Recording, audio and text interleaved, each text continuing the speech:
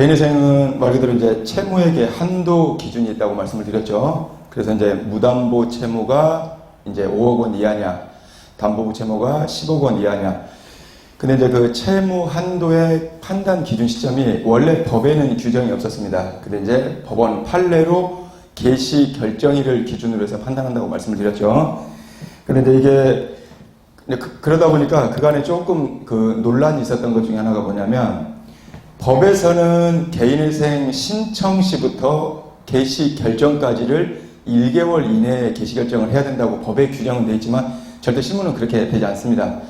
물론 통상 빨라야 뭐 한 4, 5개월 정도, 그리고 이제 사건 난이도에 따라서 기간이 더 걸리는 경우들도 있습니다.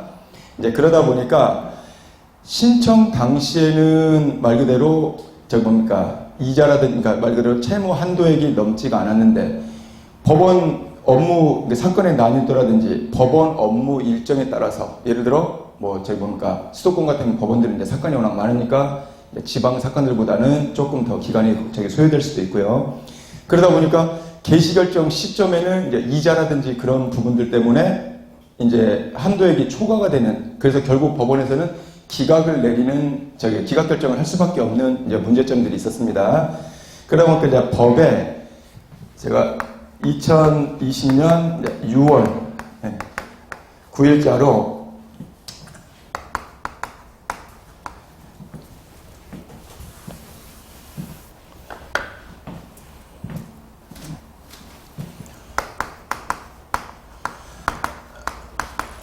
채무 한도액, 즉 채무 총액 판단 기준 시점을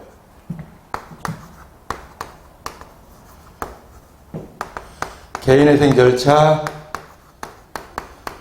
개시 신청 시, 즉 어떻게 보면 신청서가 법원에 신청서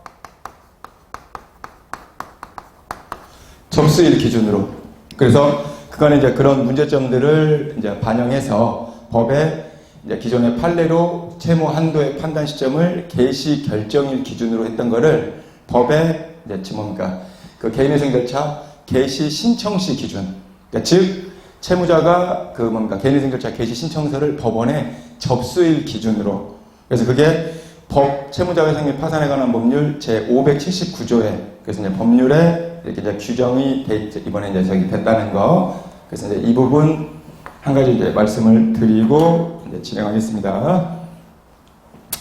그래서 175페이지.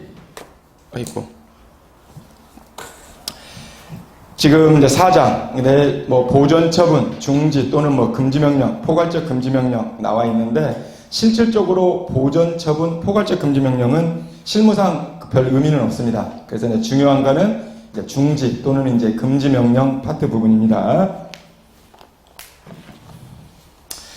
그래서 이제 보전 처분은 그냥 개념 정도만, 실무상 보전 처분이 실무상 개인회생 절차에서 보전 처분을 신청한 사례는 거의 없다고 보시면 됩니다. 그냥 개념 정도만 이해하시고 넘어가면 되겠습니다.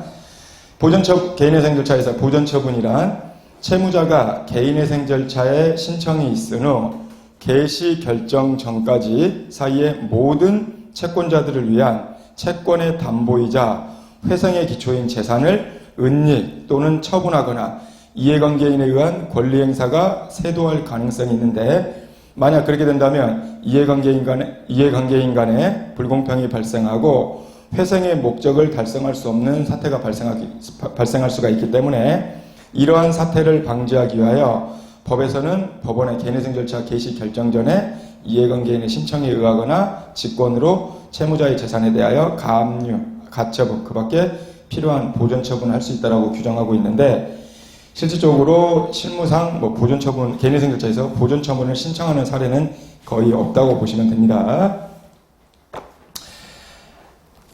네, 그 다음 페이지 이제 중지명령, 금지명령은 실무상 이제 빈번하게 저희가 필요한 이제 절차들이기 때문에 잘 이해를 해두십시오. 중지명령, 금지명령. 그래서 의의를 보면 법원은 개인회생 절차 개시의 신청이 있은 경우 필요하다고 인정하는 때에는 이 이해관계인에는 채무자도 포함이 되고 실질적으로 실무에서 중지명령이나 금지명령 신청은 거의 채무자가 합니다. 규정은 이해관계인으로 되어 있지만 그래서 이해관계인의 신청에 의하거나 즉 채무자의 신청에 의하거나 직권으로 개인회생 절차의 개시 신청에 대한 결정 시까지 일정한 행위를 중지 또는 금지를 명할 수 있는데 이 중지명령, 금지명령 신청에서 신청 이후에 개시 신청에 대한 결정 시까지 중지명령이나 금지명령을 신청한 이유는 뒤에서 말씀드리겠지만 개시 결정이 되면 개시 결정 효력에는 금지명령이나 중지명령 효력이 당연히 내포하고 있습니다. 그렇기 때문에 개인회생 신청 당시에서 개시 결정 시까지 중지 또는 금지를 시키는 거고 개시 결정이 나오면 당연히 개시 결정 효력 내에 중지명령이나 금지명령 효력이 있습니다. 인가 결정 시까지. 그리고 인가 이후에는 지난 시간에도 말씀드렸다시피 가압류나 기존에 들어와 있는 보존처분이나 강제집행은 당연히 실효입니다. 그렇기 때문에 금지명령, 중지명령 신청 당시에 그 기간을 개시 신청에 대한 결정치까지 신청을 하는 겁니다. 추가 내용 들어가시기 전에 금지명령, 중지명령 신청서 양식을 간략하게 한번 보고 말씀을 드리겠습니다. 교재 266페이지 한번 보시죠.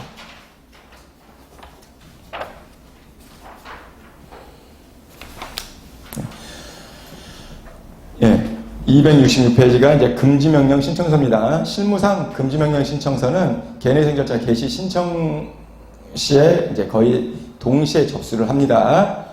근데 이제 그래서 통상 금지명령 같은 경우 신청을 하면 법원에서 이제 2주 내에는 이제 결정까지 나오는데 제가 그래도 말씀드렸는데 통상 이제 요즘 이제 법원들이 기존에 개인회생을 신청했다가 기각된 사례가 있다거나 기각사건, 신청에서 기존에 이제 채무자가 신청을 했는데 기각이 됐다거나 아니면 변제계획 인가 후에 월 변제금액을 제대로 납부를 못해서 절차가 폐지됐다거나 기존의 개인회생이나 파산을 이용한 경험이 있는 채무자 같은 경우는 금지명령을 실질적으로 내려주지, 결정을 인용해주지 않는 법원들도 있다고 말씀을 드렸습니다.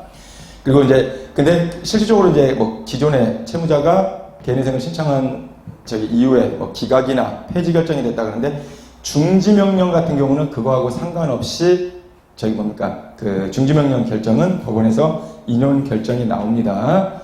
참고를 알아두시고 금지명령 신청, 금지명령하고 중지명령 신청서 내용 간략히 보고 말씀을 드릴게요.